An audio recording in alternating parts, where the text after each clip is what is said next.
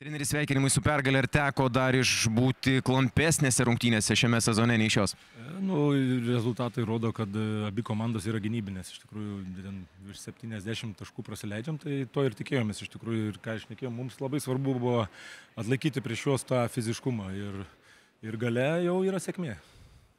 Visų rungtynių metu, atrodo, buvo tas akcentas priekinės linijos atakavimas iš varžovų. Kiek sudėtingiau šiandien buvo dar ir kai Metrikės po to užsidirbo ir ketvirtą pražangą ir po to penktą? Jau kai atvažiavom buvo sudėtinga, bet iš tikrųjų maži žaidėjai išpildė planą, kas liečia apačioj dvigubinimą.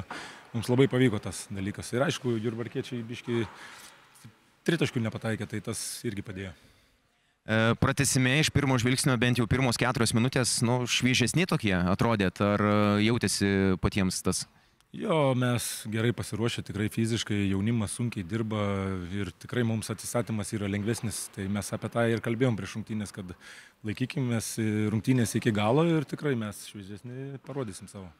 Jonkus šiame sezone stringa su pataikymais iš tritaškų zonos, šiandien pataikė 2 tritaškius metimus iš eilės, galbūt atsiriš krepšys ir toliau, ką mato treniruotėse? Ne tik Jonkus, keli žaidėjai irgi nepataiko, stringam iš tikrųjų ties tritaškio linijoje, bet tai yra jaunimas, nestabilus metimas, viskas normalu. Kas liečia gale, sėkmė, tai tikimės, kad tas impulsas duos mums ateityje geresnių tritaškių.